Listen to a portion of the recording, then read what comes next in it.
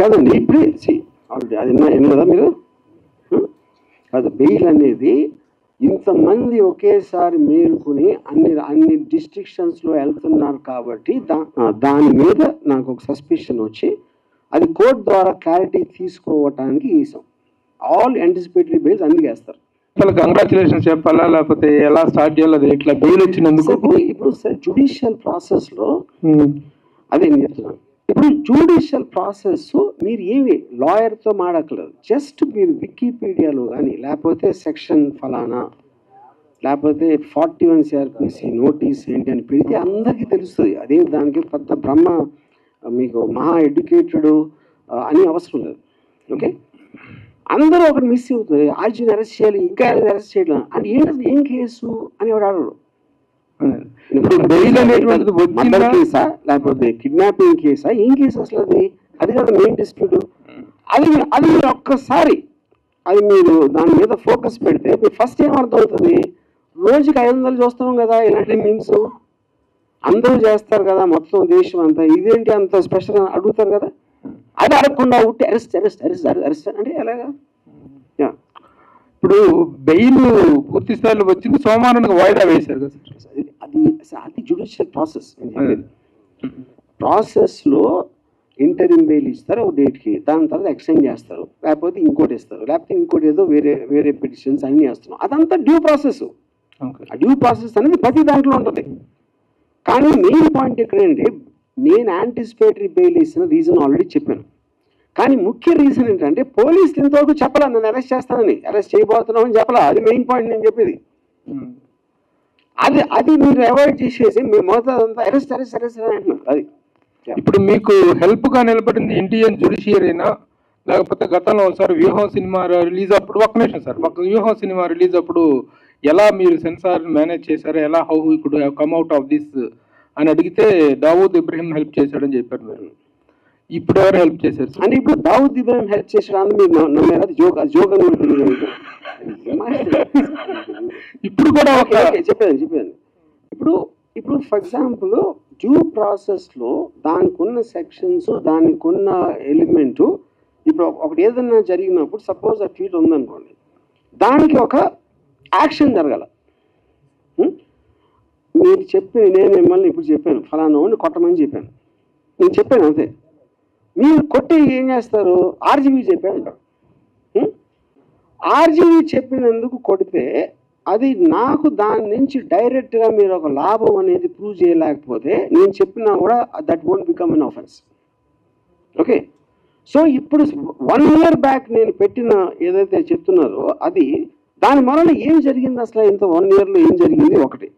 రెండోది ఆ రోజున ఈయనంటే ఇప్పుడు నిద్రలేసాడు పెట్టినాడు, ఆ రోజున ఉన్న మెయిన్ స్ట్రీమ్ మీడియా ఇంక్లూడింగ్ వాళ్ళతో ప్రోలో ఉన్నా కూడా వాళ్ళు ఏదైనా అనుకున్నారో దాని గురించి అనుకోవాలి. ఎందుకు అనుకోలేదంటే వాళ్ళు చేస్తారు, అదే చేస్తారు, ప్రోగ్రామ్స్ చేస్తారు. ఏది డూపులు పెట్టి, ఇది పెట్టి, క్యారికేచర్స్ పెట్టి, కార్టూన్స్ పెట్టి, పొలిటికల్ లీడర్స్ని కానీ సెలబ్రిటీస్ని కానీ ఎవరినైనా కంటిన్యూస్గా మీరు కార్టూనిష్గా చేయటం అనేది it's a culture in the whole world, in free world. Ajeev గారు, అయితే 1 year బ్యాక్ జరిగిన దానికి కేసులు పెట్టడం ఏంటని మీరు అడిగారు. లాస్ట్ 5 yearsలో కూడా మీరు సినిమాలు తీశారు, ఈ గవర్నమెంట్ మారిన తర్వాత మానేశారు. ఎవరికి టైం వచ్చినప్పుడు వాళ్ళు నడిపిస్తారని ఎందుకు అనుకోవట్లే మీరు? ఎవరికి టైం వచ్చినప్పుడు వాళ్ళు నడిపిస్తారంటే ఏం నడిపిస్తారు? మీరు పొలిటికల్ మూవీస్ చేయనన్నారు కదా, ఇప్పుడు కూడా చెయ్యొచ్చు కదా. ఎందుకు చేయాలి? మూవీస్ చేయడానికి నా రీజన్, అప్పుడు భయపడ్డారు అనుకోవచ్చు కదా దాన్ని. నేను ఇది చెప్పింది ఎప్పుడు వ్యూహం రిలీజ్ అవ్వక ముందు చెప్పాను, నేను ఇంకా పొలిటికల్ మూవీస్ చేయను. ఎందుకు చేయని చెప్పానంటే నాకు ఆ సెన్సార్ డీలేస్ అంత చిరాకేసింది. అది ఇది అన్ని చెప్పి నా మొత్తం టైం 1 year వేస్ట్ అయిపోయింది దాంట్లో. దాని మూలాలు ఆ విధంగా నా డెసిషన్ తీసుకున్నాను, అది నేను చెప్పింది. సో మీడియా గురించి మాట్లాడారు కదా, సెన్సార్ సినిమాలకు ఉన్నట్లే మీడియాకు కూడా ఉండాలి అని చెప్పి. ఉండాలి అని చెప్పలేదు, కుదరదు. ఎందుకంటే మీకు నాన్ స్టాప్ ఎవరు టెలికాస్ట్ చేసింది వాళ్ళకి డేటాబేస్ లో రికార్డ్ అయ్యి ఉంటుంది. మీ మీద ఆరోపణలు చేశారు, లేకపోతే మీ బొమ్మలు ఇలా కార్టూన్ రూపంలో వేశారని చాలా చెప్పారు కదా. సో దాని మీద మీరు కేసు ఫైల్ చేసుకోవచ్చు కదా, మీకు స్కోప్ ఉంది కదా, నాకు అవమానం జరిగింది అని. నాకు టైం లేదు. ఎందుకంటే నేను బతికేది ఎవడో నా మీద అన్నాడు ఆడేదో అన్నాడని వాడి వెనకాల పట్టలో నా టైం నేను వేస్ట్ చేసుకోను. నేను అది చెప్పేది. అందుకని you have to leave it. అదేమి దాన్ని సీరియస్గా తీసుకోకూడదు. తీసుకోవాలని చెప్పట్లే నేను. ఎందుకంటే we have become a part of that eco system in the social media. దాని నుంచి ఎవరు బయటపడలేరు. అప్పుడు ఏంటి, అది మనం ఏం చేయలేం కాబట్టి దాంతోపాటు we have to adapt to it. అది నేను చెప్పింది. వర్మ గారు, ఈ మొత్తం ఎపిసోడ్ అంతా కూడా మిమ్మల్ని బాగా డిస్టర్బ్ చేసినట్టుంది. సో ఇప్పుడు ఇదేంటంటే అది నేను ఎలా ఉన్నాను అనేది మీ దృష్టిలో ఫీల్ అవుతుంది. ఇప్పుడు ఫర్ ఎగ్జాంపుల్ నేను ఒక చిన్న ఎగ్జాంపుల్ ఇస్తాను. నాగార్జున ఒక చెట్టు దగ్గర అన్నపూర్ణ స్టేజ్లో ఒక చెట్టు ఉంది. చాలాసార్లు అక్కడ కూర్చున్నాడు.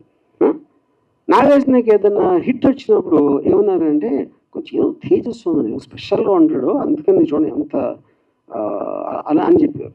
ఫ్లాప్ వస్తే దిగాలుగా కూర్చున్నాడండి, అది ఎవరు వెళ్ళట్లేదేమో పాపం అనేవారు. ఇంకో దాంట్లో చేస్తే ఇంకో దాంట్లో. సో ఎప్పుడన్నా ఎవరు ఎలా ఫీల్ అవుతున్నారని వాళ్ళు చూసిన దృష్టి పెట్టి ఉంటారు. ఇంకొక ఎగ్జాంపుల్ ఇస్తాను. రితిక్ రోషన్ సూపర్ స్టార్ అయినప్పుడు మన ఫస్ట్ టైం ముగ్గురు ముస్లింలు, ఆమిర్, సల్మాన్, షారుఖ్ పెద్ద హీరోలు. ఇప్పుడు మన హిందూ కూడా వచ్చాడని ఒక చిన్న టాక్ వచ్చింది 2001లో, బ్యాక్ ఇన్ 2000. అప్పుడు రితిక్ రోషన్ ఫిల్మ్ఫేర్కి డాన్స్ చేస్తూ ఉంటే షారుఖ్ వచ్చాడు గెస్ట్గా. వీళ్ళందరూ షారుఖ్ మొహం మీద కెమెరా పెట్టి చూడండి ఇక్కడ నవ్వట్లేదు, లోపల కుమిలిపోతున్నాడు, అదేమో ఇదేమో ఇది అంతే. ఎవరు షారుఖ్ ఏమనుకుంటే ఎవరికి తెలియదు అసలు అక్కడ. అప్పుడు ఏంటంటే నేను ఎలా ఉన్నాను అనుకుంటే మీకు ఆనందం అనిపిస్తుందో అది మీరు అనుకోండి. అది ఈజీ కదా.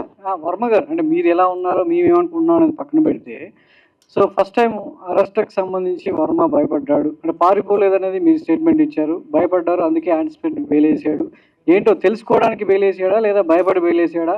పోలీసులు అరెస్ట్ చేస్తారు ఏం చెప్పలేదు మీడియాకు, అందుకోసమే పోలీసులు వచ్చింది దేనికోసమో తెలియదు, కానీ మీడియా అరెస్ట్ అనేది ఒక ప్రాపగండా సృష్టించింది అనేది వర్మ మాట. కానీ దాని వెనకాల భయపడి యాంటిసిపేటరీ బెయిల్ వేశారు వర్మ అనేది ఒక మాట. సో దీనికి సమాధానం ఏంటి? మీకు తెలుగు రాగా నీకు బుర్ర లేదు నాకు తెలియట్లా.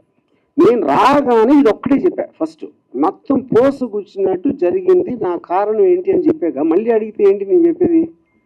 యాంటిసిపేటరీ బెయిల్ రీజన్ చెప్పాను, అక్కడ జరిగింది ఏంటో చెప్పాను, పోలీసులు ఇంతవరకు నా టచ్లో కూడా రాలేదని చెప్పాను, డెన్లోకి రాలేదని చెప్పాను. మళ్ళీ అది అడిగితే ఏం చేయాలి? నేను నోటీస్కి రిప్లై ఇచ్చని చెప్పాను కదండి. రిప్లైలో ఏమి ఇచ్చానో చెప్పాను. ఎస్ హియర్ అండి. ప్రతిదానికి స్ట్రైట్ గా మాట్లాడేటటువంటి ఆర్జీవి పోలీసుల విచారణకు సంబంధించి మాత్రం వెళ్ళలేదు, యాంటిసిపేటరీ బెయిల్ వచ్చింది, it's fine. At the same time పోలీసులు సెకండ్ టైం నోటీసులు ఇవ్వడానికి డెన్ వద్దకు వచ్చారనేది క్లియర్ కట్ సమాచారం. సెకండ్ టైం కాదండి, సెకండ్ టైము వేరే డేట్ ఇచ్చారు ఫస్ట్ అయిపోయిన తర్వాత. ఓకే, ఆ డేట్లో నేను 10 o'clockకి నేను రిప్లై పెట్టాను, నాకు ఫర్దర్ టైం కావాలి, లేకపోతే వర్చువల్గా వీడియోలో వస్తాను. ఓకే, ఇప్పుడు రాని ఫోన్ ఎందుకు స్విచ్ ఆఫ్ వచ్చింది? అది చెప్తున్నాను. ఓకే ఓకే, అది నేను చెప్పలేదు ఇందాక. నేను 2 o'clock వరకు నా ఫోన్ స్విచ్ ఆన్లో ఉంది. ఓకే, దాని తర్వాత ఇది వాళ్ళు వచ్చింది 10:30కి. 2 o'clockకి స్విచ్ ఆన్ చేసిన దానికి ఒక్కటి మీడియా వాళ్ళు విపరీతంగా అందరూ ఫోన్ చేసి ఏమైపోతుంది, పోలీసు ఎందుకు వచ్చారు, బ్లా బ్లా బ్లా బ్లా బ్లా. అది నా వర్క్ ఉంది. సెకండ్ రీజను, నేను యాంటిసిపేటరీ బెయిల్ చేసినప్పుడు దానికి ఒక 5 వేరే వాళ్ళు చేస్తున్నారు ఒకేసారి అన్న దాని మీద, దానికి ఎలాంటి స్కీమ్ అయ్యి ఉంటుంది, ఎందుకు చేస్తానని హరాస్ చేయడానికని ఆలోచించడానికి నాకు కావాల్సిన టైం దానికి నేను స్విచ్ ఆఫ్ చేశాను. అది ఎప్పుడైతే డెసిషన్ తీసుకున్నానో ఇమీడియట్గా స్విచ్ ఆన్ చేసి ఇక్కడే ఉన్నానని చెప్పాను. వర్మ గారు, మీరు సంవత్సరానికి ముందు జరిగింది ఇప్పుడు ఎందుకు మళ్ళీ తీస్తున్నారు అంటున్నారు. సంవత్సరానికి ముందు మీరు చేసినటువంటి పోస్టులు, మీ అకౌంట్ నుంచి వచ్చినటువంటి పోస్టులు, తర్వాత వచ్చినటువంటి సినిమాలకు సంబంధించి అప్పుడు పవన్ కళ్యాణ్ ఉద్దేశించి మీరు చేసినటువంటి కొన్ని వ్యాఖ్యలు, అప్పుడు జనసేన వాళ్ళు రియాక్ట్ అయ్యారు, కొంతమంది పోలీస్ స్టేషన్ దగ్గర కూడా కంప్లైంట్ ఇచ్చారు. బట్ ఏమంటే అప్పుడున్నటువంటి గవర్నమెంట్ ఆ కంప్లైంట్లు తీసుకోలేదు. బట్ ఇప్పుడు ఎందుకు ఈ కంప్లైంట్లు తీసుకున్నారు? అది నాకు ఎలా తెలుస్తుంది? మీరు స్పెసిఫిక్ గా చెప్పకపోతే. అది ఫస్ట్ ఆఫ్ ఆల్ గవర్నమెంట్ మీడియాలో అన్నిట్లోనే వచ్చింది, మీ వ్యాఖ్యలు అన్నీ వచ్చాయి. ఎక్కడ కాదు వచ్చింది, డిబేటబుల్ డిబేట్స్ కూడా జరిగాయి సార్. మీరు చేసిన ప్రతి ఒక్క ట్వీట్ గురించి ప్రతి ఒక్క ఛానల్ డిబేట్ కూడా జరిగింది. పొలిటికల్ దాంట్లో అందరూ డిబేట్ చేస్తారు, జ్యుడిషియరీలో స్పెసిఫిక్ కేసు చెప్పాలి. ఇప్పుడు ఇక్కడ స్పెసిఫిక్ కేసు చెప్పాలి కాబట్టి మాట్లాడుతున్నాం. ఎగ్జాక్ట్ గా నేను అదే చెప్తున్నా. మీరు పెట్టినటువంటి 3 గాడిదలకి ఆ ఫోటోలు పెట్టారు కదా, మూడు ఫోటోలు, అదేను వ్యూహం సినిమాలో పవన్ కళ్యాణ్ పోలినటువంటి వ్యక్తి పెట్టి అక్కడ ఉన్నటువంటి సందేశాలు కానీ వ్యాఖ్యలు కానీ వాటి మీద జనసేన వాళ్ళు మీ డెన్ దగ్గరకు వచ్చారు, మీ పైన ఆరోపణలు చేశారు, అరిశారు. తర్వాత మీరు కూడా ప్రెస్ మీట్లు పెట్టారు. వాళ్ళు కేసులు పెట్టా కూడా కేసులు తీసుకునేది అప్పుడు ప్రభుత్వం. నేను అదే అంటున్నా, ఆ కేసు ఎక్కడ పెట్టారు నాకు ఎట్లా తెలుసు? ఆంధ్రాలో విజయవాడలో పెట్టారు. వచ్చి అరిసింది డెన్ దగ్గర. ఎక్కడ పెట్టారు కేసు చెప్పండి, ఏ స్టేషన్ చెప్పి పెట్టారు? సరే, పంజాగుట్లో కూడా కేసులు పెట్టారు, బట్ తీసుకోలేదు అప్పుడు. నేను అదే అడుగుతున్నా, పంజాగుట్లో ఎలా పెడతారు అంటే ఎలాగంటే నా జ్యూరిస్డిక్షన్ అన్న అభిమానులు మనోభావాలు దెబ్బతిన్న తర్వాత అది ఓకే. నేనేమంటున్నానంటే పోలీసు కేసు తీసుకోకపోతే నేను ఎట్లా ఆన్సర్ చేస్తాను దానికి? Police department is different. నాకు సంబంధం, ఐఎమ్ ఫిల్మ్ మేకర్.